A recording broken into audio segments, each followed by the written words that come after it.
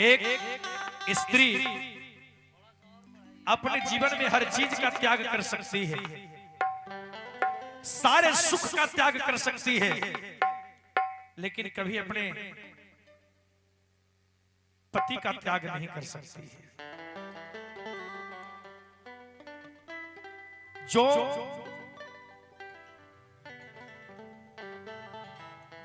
पत्नी है, जो कि पतिव्रता नारी है, जो कि समझती है कि पति क्या है, दाम्पत्य जीवन क्या है। हमने जो 7 फेरे लिए हैं अपने पति के साथ, उसका महत्व क्या है, मूल्य क्या है। और जो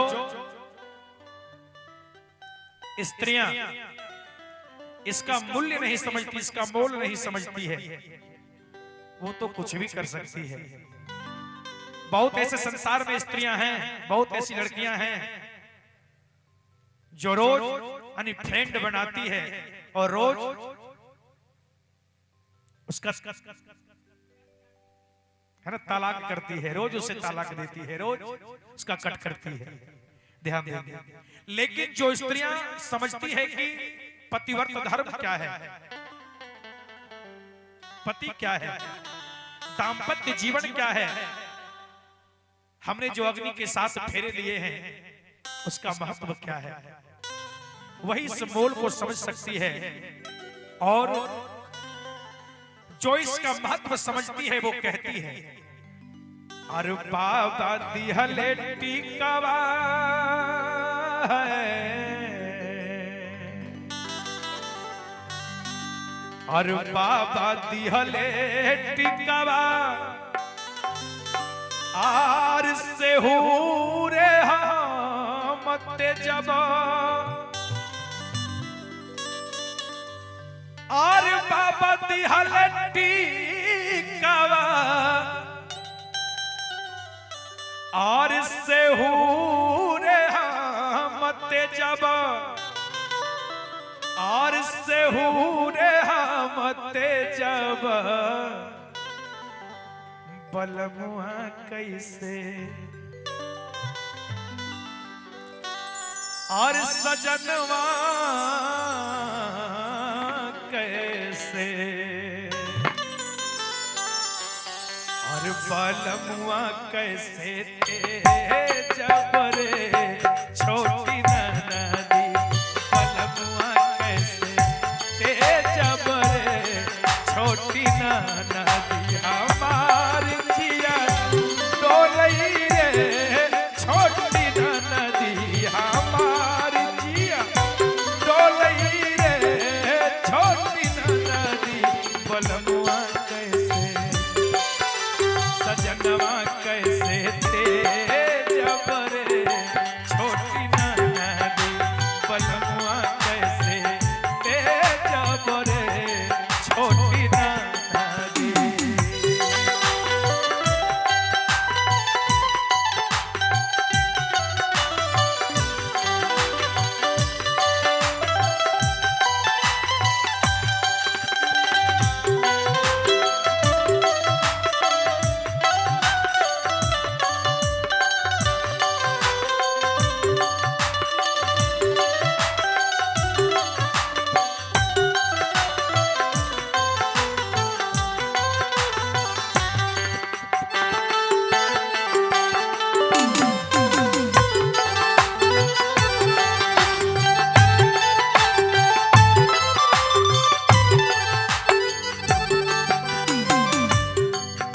बलमुआ कैसे तेजब रे छोटी नदी, टिकवा टिकुलिया, टिकवा टिकुलिया, झुमका पायलिया, सगरो सिंगार बाय धूरा,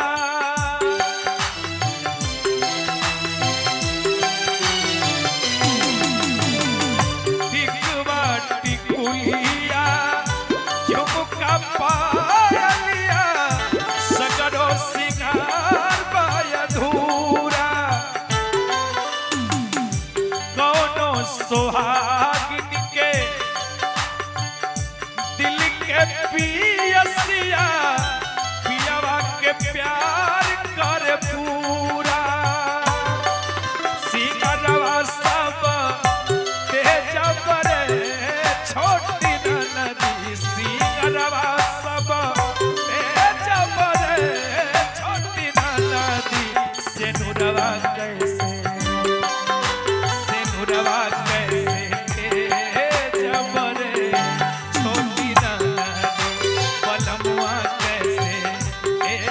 चंपरे छोटी नदी।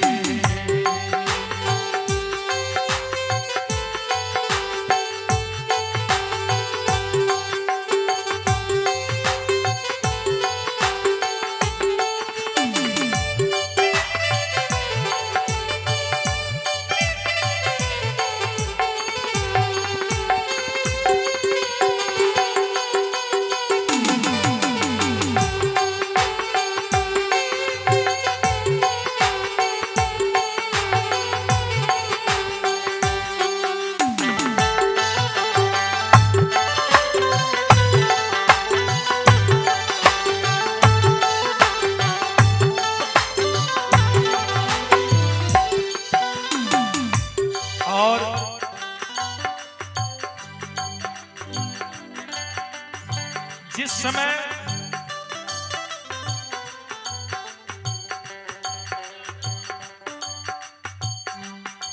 यानी किसी लड़की की शादी होती है तो उस रिश्ते को बनाने के लिए उनके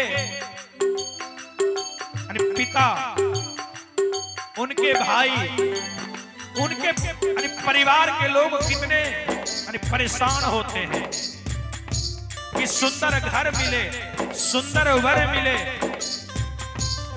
और सुंदर घर सुंदर वर भाग्य वालों को ही मिलता है। और जो इतना सब कुछ हासिल करने के बाद भी जो लड़कियां इसे ठुकरा देती है, मान लीजिए इस संसार में उससे बड़ा दुर्भाग्यशाली कोई और हो ही नहीं सकता। और जो इसे जोग लेती है उससे बड़ा कोई सौभाग्यशाली संसार में हो नहीं सकता।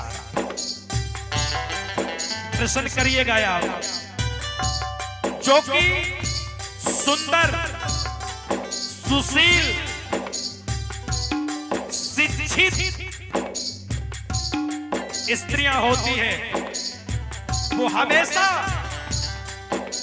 इस बात को याद रखती है और बराबर गुनगुनाती है। क्या?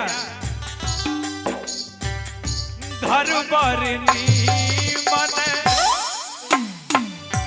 नीक ससुरवा भाग से पावे कोई।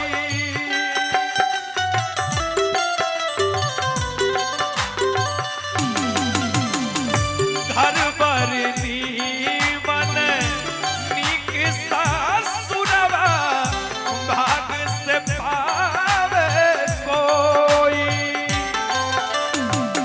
और इतना मिलने के बाद ये सब छूटी जाई। जो समझदार होती है वो कहती है इतना भाग्य से मिलता है, अगर ये छूट गया ये सब छूटी जाई। हमसे बढ़ के कौन अभागिन होई। जनवा सब ते चंपरे छोटी नदी।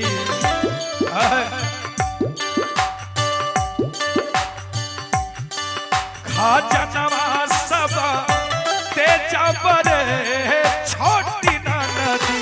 सजनवा कैसे, सजनवा कैसे, सजनवा कैसे थे